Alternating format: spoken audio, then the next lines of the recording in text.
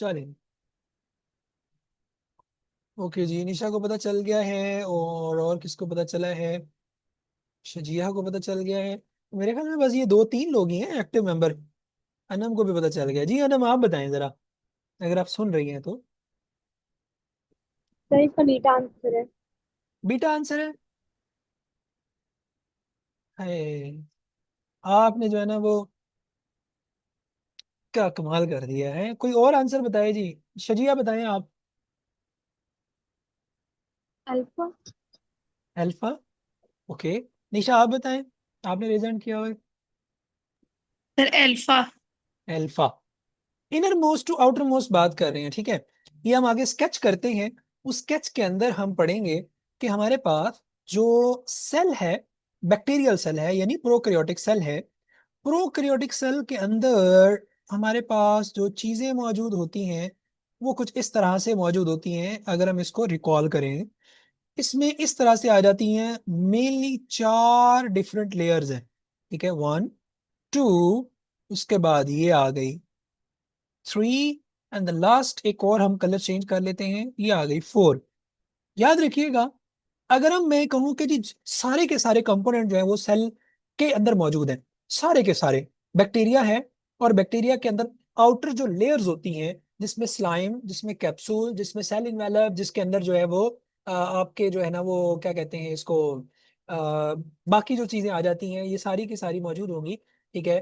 तो उसको हम किस तरह से ड्रॉ करते हैं, तो उसमें याद रखिएगा सबसे आउटर मोस्ट जो चीज होती है दैट इज स्लाइम। उसके बाद होता है जी कैप्सूल, ये हम बैक्टीरिया की बात करेंगे। उसके बाद होता है सेल वॉल। उसके बाद होती है सेल मेम्ब्रेन।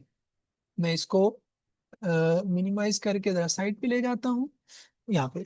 अब आपसे अगर कोई पूछे कि भाई ये बताओ कि ये जो स्लाइम और कैप्सूल है, इसको कलेक्टिवली क्या कहते हैं? जी किसको पता है बताएं जरा, रेज हैंड करें।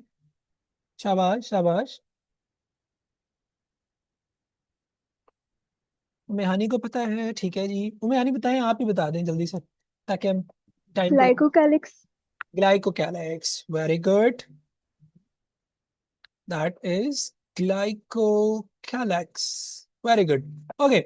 उसके बाद हमारे पास आ जाता है जी स्लाइम, सेल वॉल। नाउ अगर मैं पूछूं कि जी सेल, जल्दी से रेडी हो जाइएगा, सेल वॉल और ग्लाइकोकैलिक्स को कलेक्टिवली क्या कहते हैं? जी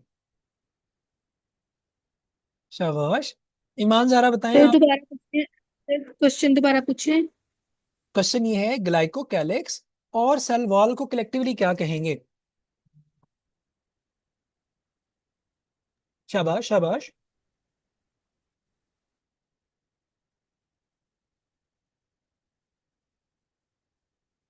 ओके जी, शजिया बताएं। Cell envelope. Very good, cell envelope. Okay हो गया। और उसके बाद इनर मोस्ट। अब आपने एक बात याद रखनी है, क्वेश्चन को अंडरस्टैंड करना है, ठीक है। और क्वेश्चन में वो क्या आपको बता रहा है, वो आपको कह रहा है कि भाई जी सीधी सी बात है, जो इनर से आप आउटर की तरफ जा रहे हो, आउटर से इनर की तरफ आ रहे हो, तो you guys must know the difference are the path you have covered. मसलन अगर आप सेल के अंदर से साइटोप्लाज्म से आप बाहर जाते हो, तो आपको साइटोप्लाज्म से बाहर जाने के लिए पहले सेल मेम्ब्रेन है, फिर उसके बाद सेल वॉल है, फिर उसके बाद कैप्सूल, फिर उसके बाद स्लाइम है। अगर बाहर से अंदर आते हैं तो स्लाइम, कैप्सूल, सेल वॉल और सेल मेम्ब्रेन है। अच्छा, एक तो ये सिंपल आपसे पैटर्न पूछ सकते हैं। दूसरा ये पूछ सकते हैं, मैं यहाँ पे स्टेटमेंट लिख देता हूं।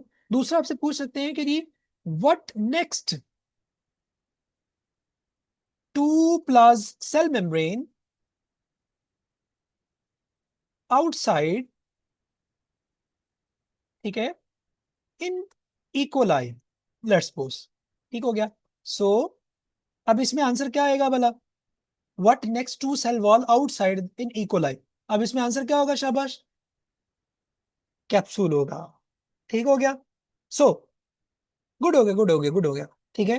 तो आपने याद रखना है कि अब आपसे वो जो एमसीक्यू की मेकिंग पूछ रहा है या बता रहा है कि एमसीक्यू देखो किस तरह से, यानी इसके बाद नेक्स्ट कौन सा है, बाहर से अंदर की तरफ मूव करेंगे तो कौन सी चीज नेक्स्ट आ रही है, तो इस तरह से सो ऑन। ये आपने एक बात याद रखनी है कि आपको पैटर्न पता होना चाहिए, यानी जब भी आपने एमसीक्यू बनाना है, पढ़ना है, देखना है, तो आपने उसको अंडरस्टैंड करना है। अगर हम यहाँ स्टेटमेंट में आते हैं कि विच जो है which of the following is the correct order of layer in the prokaryotic cell, तो प्रोकैरियोटिक सेल के अंदर से अगर हम बाहर जाएंगे तो अल्फा हो सकता है cell membrane, cell wall, capsule.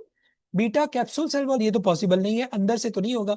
Inner most सबसे ज्यादा सेल मेम्ब्रेन है, so cell membrane alpha would be the best answer. Clear हो गया?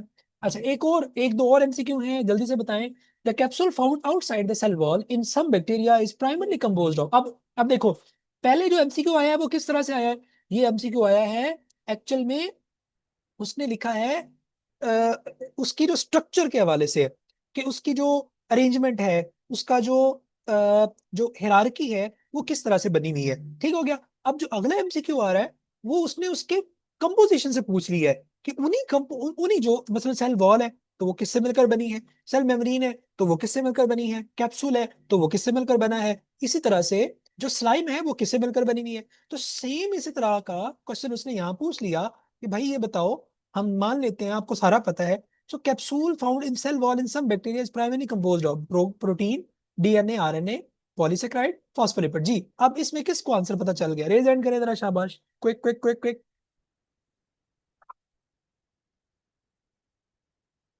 ओके जी, हफ्सा आप बताएं इसका आंसर क्या है विद रीजन। शाबाश शाबाश, बोलना है भाई। निशा आप ही बता दें फिर। Sir polysaccharides. पॉलीसेक्राइड्स, ओके हो गया। सो याद रखिएगा, जो कैप्सूल है, ठीक है, अगर हम इसको थोड़ा सा डिटेल में देखेंगे, ठीक है, कैप्सूल को, तो हमने ग्लाइकोकैलिक्स की टर्म जो है वो देखी थी। So glycocalyx is actually what? Glycocalyx, glyco polysaccharide mainly, और कैलिक्स कुछ अमाइनो एसिड कह सकते हैं, या आप कह सकते हैं कुछ प्रोटीन पार्टिकल्स। ठीक हो गया? सो कलेक्टिवली इसके अंदर मेजरली वो हमारे पास कौन से हैं? पॉलीसेक्राइड्स होते हैं। क्लियर हो गया? ओके जी, उसके बाद हम एक काम करते हैं अभी। अब ये सारी जितनी भी इंफॉर्मेशन है, ठीक है, इसको हम इकट्ठा करेंगे और इसको हम लेके चलते हैं अभी।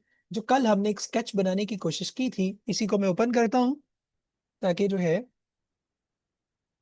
ये ओपन हो जाए, और उसके बाद फिर हम उसको एग्जीक्यूशन करते हैं। ठीक हो गया जी? नाउ, अब जो मैंने व्हाइट बोर्ड ओपन किया है, कल हमने, अब जितने भी एमसीक्यूज हमने पढ़े हैं ना, अब आपको बड़ा मजा आएगा। मैं भी क्या करने लगा हूँ, इन सारे एमसीक्यूज का डाटा उठाकर एक कॉन्सेप्ट बिल्डिंग के अंदर बनाने लगा हूँ। ये हम ऑलरेडी कर चुके हैं इस सारी चीजों को। ठीक हो गया?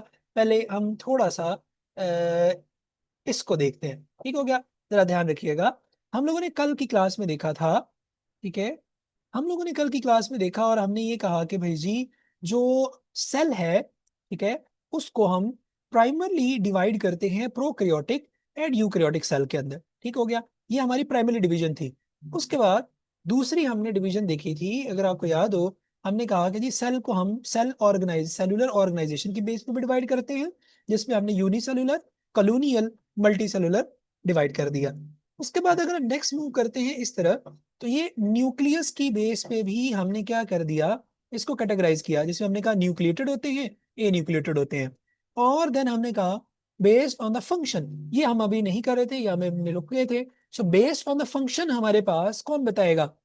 कोई फंक्शन की बेस पे जो है वो बताएं सेल्स के नाम। जी, बताएं, शाबाश। मैं जरा आखिरी मिनट जो है ना, कैम को जरा करता हूँ थोड़ी देर ऑफ, ताकि ये जो हमारा साइड पे आ रहा है इसको हम खत्म कर दें। जी बताएं जरा, को बताएगा function of, based on the function. जी बोलें जरा। बहुत सारी है यार, फंक्शन की बेस से मिसाल के तौर पे हमारे पास आता है न्यूरॉन। ठीक हो गया? न्यूरॉन्स, इसी तरह से, या नर्व सेल भी इसको कह देते हैं। ठीक हो गया? इसी तरह और बताएं कोई फंक्शन की बेस पे अगर आपको सेल याद हो। Muscle cell. Very sir good, muscle cell, cardiac cell. वाह जी वाह, छा गए हैं आप। ठीक है जी। Blood alveoli. Cell, alveoli. Reproductive cells. Reproductive cells, शाबाश, ठीक है ठीक है ठीक है, गुड हो गया, blood cells, stomach cells. Alveoli. ठीक हो गया जी, छा गए आप। यहाँ पे हम कर देते हैं मसल सेल, क्योंकि ये फंक्शन परफॉर्म कर रहे होते हैं। इसी तरह से रिप्रोडक्टिव सेल्स, ठीक हो गया, ये आ गया हमारे पास। और लिवर सेल्स। लिवर सेल्स, ठीक है, स्पेशली अगर हम बात करेंगे लिवर सेल्स। इसी तरह पेंक्रियाज के अंदर हमारे पास आते हैं एसिनार सेल्स। एक्टिनर, एक्टिनर सेल्स। उसके बाद आइलेट्स ऑफ लैंगरहैंस हैं, ये भी इसी के हैं। सो ह्यूज नंबर है बेस्ड ऑन द फंक्शन, ठीक हो गया।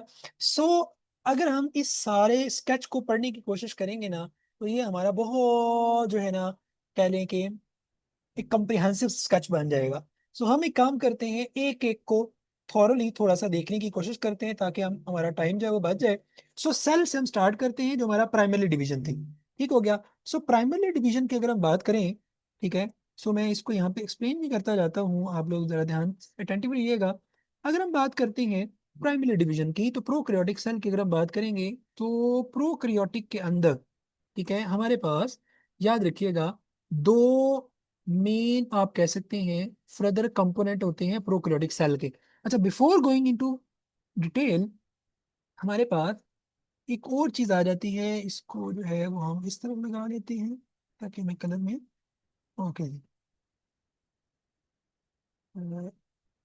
यहाँ जो, ओके, तो यहाँ पे हम कलर चेंज करते हैं, ये ले लेते हैं। ओके, सो अगर आपसे पूछें कि प्रोकैरियोटिक सेल, तो याद रखना है, मैं अब आप थोड़ा सा जरा लेक्चर पे अटेंटिव रहिएगा। मैं अब जरा थोड़ा सा लेक्चर डिलीवर करता हूँ, कॉन्सेप्ट डिलीवर करता हूँ, फिर इसको हम आगे एक्सप्लेन करते जाएंगे। सो सबसे पहले याद रखिएगा, प्रोकैरियोटिक सेल के अंदर हमारे पास आ जाता है bacteria, and you guys can say you bacteria, number one. दूसरी तरफ आ जाता है आर्किया। आर्किया भी, ये दो डिफरेंट डोमेन्स हैं इनकी, ठीक है, ये डोमेन्स हैं, ठीक है, याद रखिएगा। वो जो डोमेन्स हैं वो प्रोकैरियोट के अंदर आती हैं। सो अगर हम बात करें कि हमारे पास प्रोकैरियोटिक सेल है, और वो जो प्रोकैरियोटिक सेल है, ठीक है, इस प्रोकैरियोटिक सेल के बैक्टीरिया या जो आर्किया है, इसके कितने कंपोनेंट हैं, तो याद रखिएगा, इसके मेनली दो कंपोनेंट होते हैं, ठीक हो गया। एक हमारे पास होता है लेयर्स, या आप इसको कहते हो वॉल्स, और दूसरा आ जाता है साइटोप्लाज्म। लेयर्स की अगर हम बात करेंगे, सो लेयर्स हमारे पास फर्दर, यहाँ पे डोंट से कि वो केक लेयर जो है ना, वो केक केक वाला जो लेयर्स है, यहाँ पे लेयर्स वॉल्स हैं, ठीक है, और वॉल आइसक्रीम भी नहीं है, यहाँ पे वो मेम्ब्रेन्स हैं, मैं मेम्ब्रेन भी लिख देता हूँ, चले नाउ। अब अगर हम मेम्ब्रेन्स की बात करते हैं, तो याद रखिएगा, दो तरह की आ जाते हैं स्ट्रक्चर्स, एक आ जाता है सेल इनवेलप, सेल इनवेलप, और दूसरा है हमारे पास सेल मेम्ब्रेन।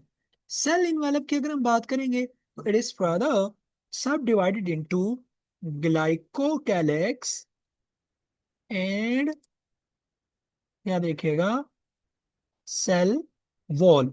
और अगर हम बात करते हैं ग्लाइकोकैलिक्स की, so it is divided into slime and capsule. पहले हम स्ट्रक्चर को अंडरस्टैंड करेंगे कि इसके कंपोनेंट कौन से हैं, उसके बाद हम देखेंगे इन हर एक का फंक्शन क्या है, ये अलग अलग कहानी है। साइटोप्लाज्म, अगर बैक्टीरिया की साइटोप्लाज्म की या आर्किया की साइटोप्लाज्म की बात करते हैं, तो सिंपल एक बेसिक कॉन्सेप्ट याद रखिएगा, और वो क्या है, लेक, आप कह सकते हो मेम्ब्रेनस, मेम्ब्रेनस ऑर्गेनल्स, ठीक हो गया।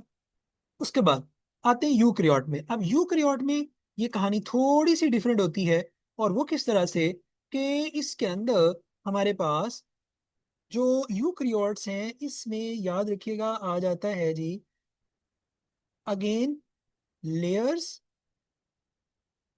या वॉल्स, या आप किसको कह सकते हैं मेम्ब्रेन्स, और दूसरा है प्रोटोप्लाज्म। सो डिफरेंस आ गया कि बैक्टीरिया यानी प्रोकैरियोट और यूकैरियोट में अगर हम देखेंगे, तो यहाँ क्या आ रही है, यहाँ आ रहा है साइटोप्लाज्म, और यहाँ आ रहा है protoplasm. So we must know the difference between cytoplasm and protoplasm, ठीक है, यहाँ क्वेश्चन बन सकता है।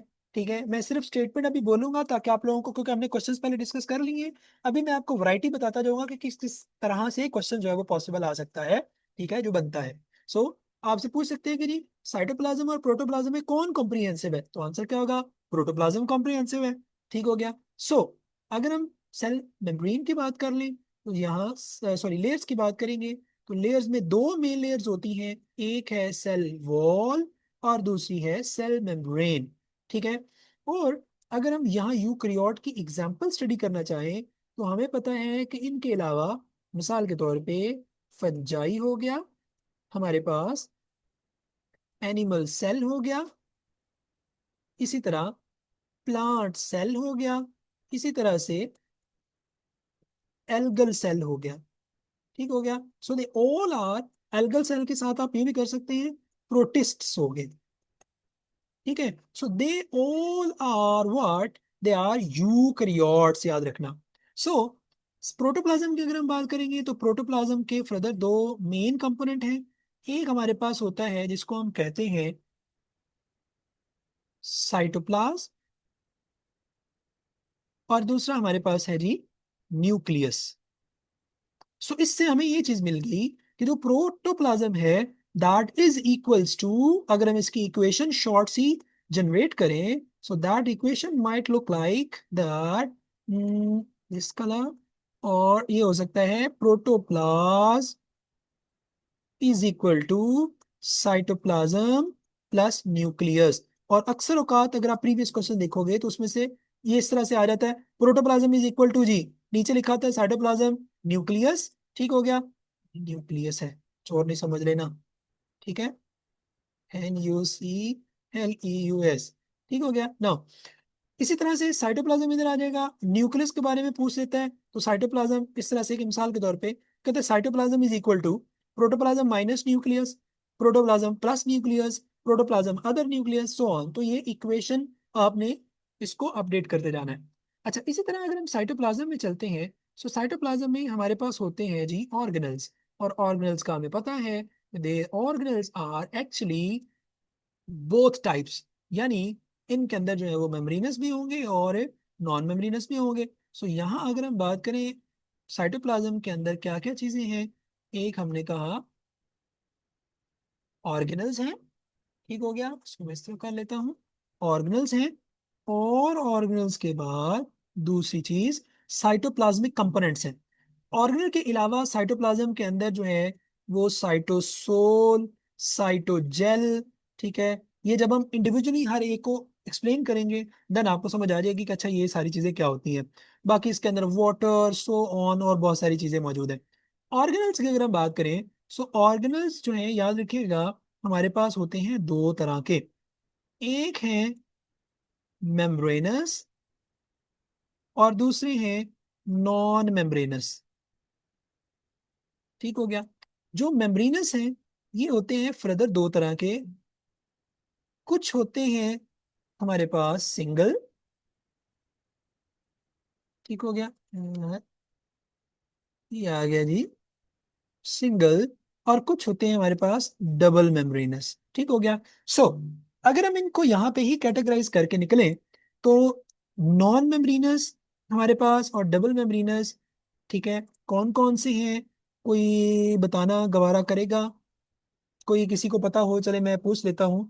किससे पूछते हैं, किससे पूछते हैं, शजिया बताना चाहती है, मरवा बताना चाह रही है, अनम बताना चाह रही है, अनम आप बताएं जरा नॉन मेम्ब्रेनस कौन कौन से।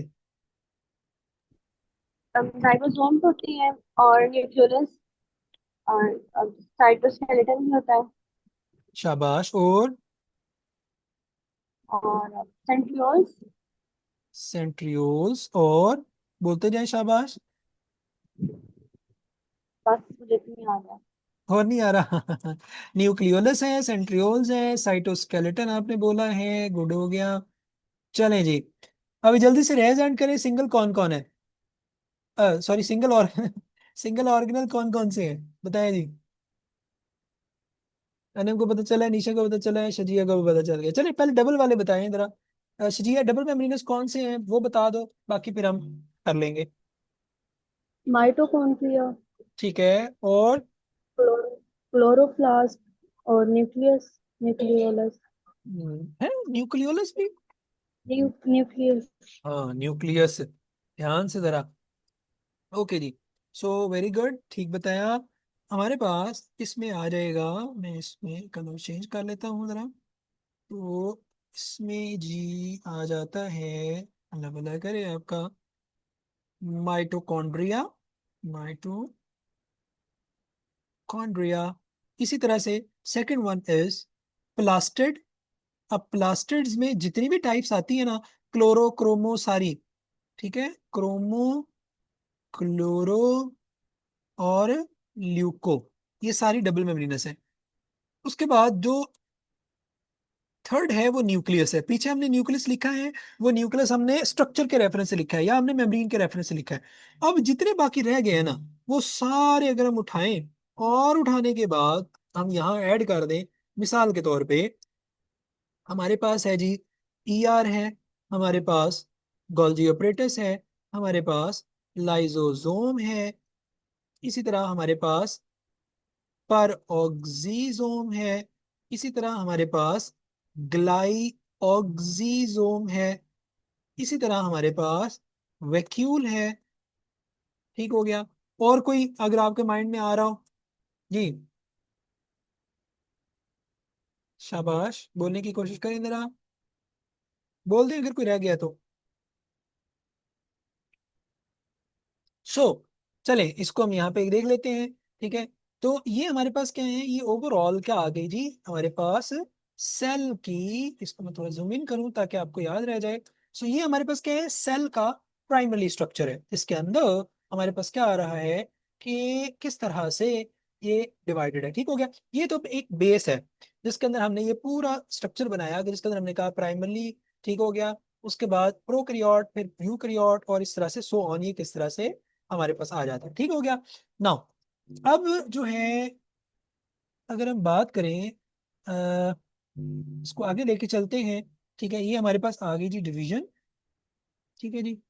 नाउ अब हम देखते हैं, अगर हम इसको डिवाइड करते हैं on the basis of nucleus. ठीक है, बल्कि न्यूक्लियस से पहले हम यूनिसेलुलर को देख लेते हैं, ये इजी है। सो यूनिसेलुलर में, अच्छा अब यूनिसेलुलर में यहाँ पे प्रोकैरियोट भी आ जाएंगे, और यू क्योंकि यहाँ अब हम यूनिसेलुलर के रेफरेंस से देख रहे हैं। ठीक है, तो ये याद रखना है कि यहाँ हमारे पास यूनिसेलुलर में प्रोकैरियोट्स भी हैं, नंबर वन। ठीक हो गया। नंबर टू, जितने भी प्रोटिस्ट्स हैं मैक्सिमम, ठीक हो गया, ये आ जाते हैं। और कॉलोनियल, कॉलोनियल होते यूनिसेलुलर ही हैं, याद रखना है। यहाँ पे लेक्सपोस, वॉल, वॉक्स आ जाता है। कोई और एग्जांपल दें जो आप लोगों ने पढ़ी हो, शाबाश, क्विक क्विक क्विक, ताकि हम क्लास को जो है ना वो फिर एंड लेके चले। बताएं जरा। स्ट्रेप्टोकोकस। स्ट्रेप्टोकोकस, हाँ कॉलोनियल है, बिल्कुल कह सकते हैं, शाबाश। और मैं लिख भी देता हूँ।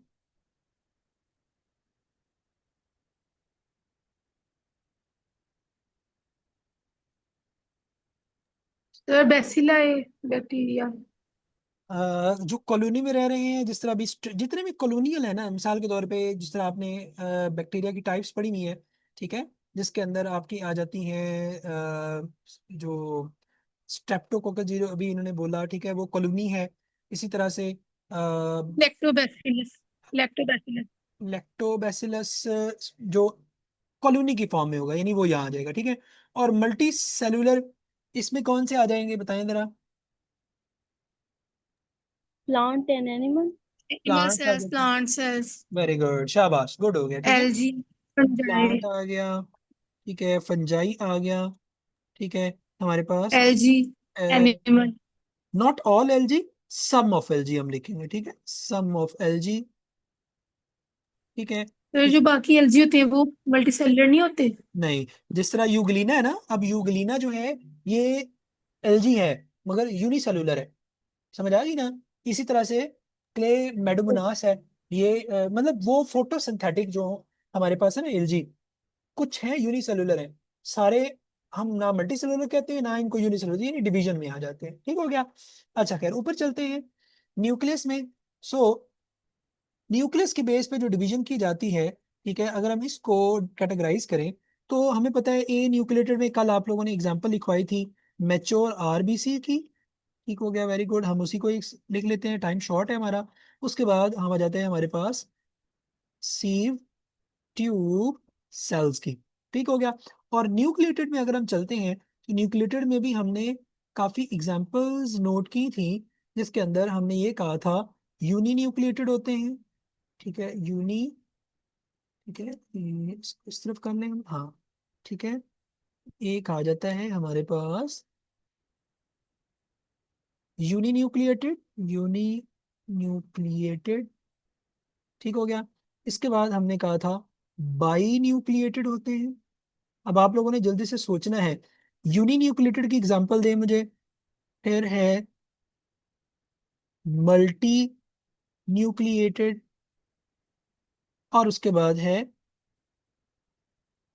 Polymorphic, morphic nucleated. ठीक हो गया जी। बताएं जरा, यूनी न्यूक्लिएटेड में एग्जांपल बोलें जरा जल्दी से, क्विक क्विक बोल दें, टाइम शॉर्ट है मसल हमारा। Cells, muscle cells, muscle cell, smooth muscle cell, very good, cardiac muscle cell. ठीक है, ठीक है जी, स्टेम सेल। गुड हो गया। स्मूथ हो गए, ठीक है, मसल सेल्स हो गए, ठीक हो गया जी। इसी तरह से कार्डियक सेल्स बोले हैं। ओह, मजे मजे के कलर आ रहे हैं भाई। चलें, ये करते हैं हम फिर। और कार्डियक सेल्स बोले हैं इन्होंने, ओके हो गया। ओके, बाई न्यूक्लिएटेड की एग्जांपल दे, कौन देगा? Paramecium, pollen grain. Paramecium, yes, इसके अंदर दो। पैरामीशियम। Paramecium, very good. और उसके बाद है पॉलन ग्रेन। ठीक है, पॉलन ग्रेन के अंदर दो तरह के आपने पढ़े होंगे, जब आपको याद होगा।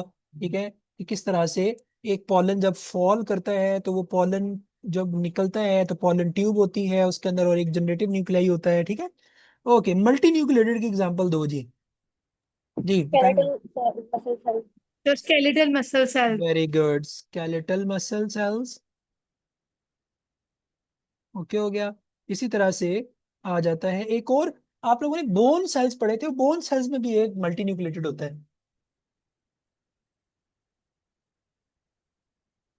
कोई याद है? चले मैं सर बोल, osteoclast. Osteoclast. Very good, osteoclast, छा गए हो, ऑस्टियोक्लास्ट। ठीक है, अब आते हैं पॉलीमॉर्फिक न्यूक्लिएटेड में। हाँ जी, ये बताएं जरा। न्यूट्रोफिल्स। हाँ, ये मुझे लगता है ये पहले लेक्चर मेरा लिया हुआ है इन्होंने। पॉलीमॉर्फिक को पहले समझते हैं। पॉली हम कहते हैं मैनी, ठीक हो गया। मॉर्फिक कहते हैं फॉर्म्स को, और उसके बाद न्यूक्लिएटेड हम कहते हैं न्यूक्लियस, सिंपल। यानी न्यूक्लियस के डिफरेंट फॉर्म्स हैं। तो उसमें अगर हम सेल्स को बनाएं, ठीक है, तो आपने अक्सर ऑब्जर्व किया होगा कि जब हम ट्रांसपोर्ट वाले चैप्टर में जाते हैं तो इस तरह से सेल्स होते हैं।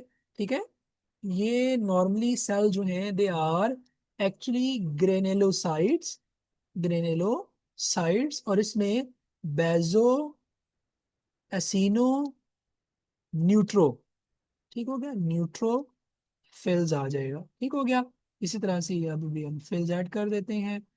सो याद रखिएगा, ये सारे के सारे वाइट ब्लड सेल्स की कैटेगरी में आ जाते हैं, वाइट ब्लड सेल्स की कैटेगरी में आ जाएंगे। सो इनके लिए अक्सर औकात एक टर्म यूज की जाती है, एंड दैट टर्म इज, अक्सर बुक में भी वो कहता है कि जी बाइलोब्ड।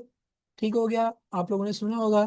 ठीक है, बाई लोब्ड, इसी तरह फाइव लोब्ड, ठीक है, सो ऑन। सो ये जो ये असल में जो स्ट्रक्चर बना हुआ है, ये उसका क्या है, ये न्यूक्लियस है उसका, ये इसका क्या है शाबाश, न्यूक्लियस है। ठीक हो गया। सो इसके बाद हमारे पास आ जाते हैं फंक्शन के बेस पे। सो न्यूरॉन हमें पता है कि ये क्या कर रहे हैं, ये एक्चुअल में नर्व इम्पल्स कंडक्शन में हेल्प कर रहे हैं। स्केलेटल मसल्स जो है ये मूवमेंट में असिस्ट कर रहे होते हैं या बॉडी ऑर्गन्स बनाने में। रिप्रोडक्टिव सेल्स, ये एक्सक्रीशंस ऑफ द हार्मोन्स। ठीक है, मिसाल के तौर पे टेस्टोस्टेरोन है। कौन बताएगा टेस्टोस्टेरोन कहाँ से रिलीज होता है जी? क्विक क्विक क्विक जल्दी से बताएं। इंटरस्टिशियल सेल्स से। इंटरस्टिशियल सेल्स, ठीक हो गया। ओके, इसी तरह लिवर सेल्स हैं। ठीक हो गया, लिवर सेल्स जो हैं ये भी सिक्रीशंस करते हैं डिफरेंट प्रोटीन्स की। इसी तरह एसिनार सेल्स, कौन बताएगा एसिनार सेल का क्या रोल है, बताएं जरा। The pancreatic juice production. Very good, pancreatic juice production. और आइलेट्स ऑफ लैंगरहैंस का काम क्या है? The insulin and glucagon release करना। Insulin glucagon. सो बॉडी के अंदर डिफरेंट सॉर्ट ऑफ फंक्शंस हैं, ठीक है, यानी फंक्शन के बेस पे हम डिवाइड कर सकते हैं। तो ये मैंने ह्यूज सा एक स्केच बनाया है ताकि आप लोगों को सर लिवर सेल्स का क्या function? Liver sir cell, liver cells का क्या फंक्शन है? प्रोटीन बनाना। प्रोटीन्स भी बनाना होता है, बाइल प्रोडक्शन करना भी होता है, डिटॉक्सिफिकेशन भी होता है, और बहुत सारा फंक्शन है, ठीक है। सो अभी हम इसको छेड़ेंगे नहीं, हमने सिर्फ आइडिया लेना था कि हमारे पास कितना जो है वो ये आ गया। नो, ये हमने एक कंप्रिहेंसिव सा स्ट्रक्चर जो है वो एक बनाया है, ठीक है। सारा ये अभी आप लोगों के साथ शेयर भी हो जाता है। वैसे अगर आप इसका स्क्रीनशॉट लेना चाहते हो, ठीक है, तो आप इसका स्क्रीनशॉट भी ले सकते हो, ठीक है। सो होपफुली अभी फिलहाल हम क्लास को यहाँ पे क्लोज करेंगे। आप लोगों को क्लास का मज़ा भी आया होगा, ठीक है। तो ज़रा जल्दी से अपना ओवरव्यू भी दीजिएगा ताकि हम अपनी इस क्लास को आगे कंटिन्यूशन की तरफ भी लेके निकलें, और मैक्सिमम हद तक जो है वो चीज़ों को अंडरस्टैंडिंग की तरफ लेके चलें। सो यहाँ तक अगर कोई चीज़ समझ आई है, कोई चीज़ पूछने वाली है, तो काइंडली ज़रा मुझे आपने बतानी है जी, जल्दी से, शाबाश। और मैं मीनवाइल जो है जल्दी से बताएं अगर कोई क्वेश्चन है यहाँ पे आप लोगों का।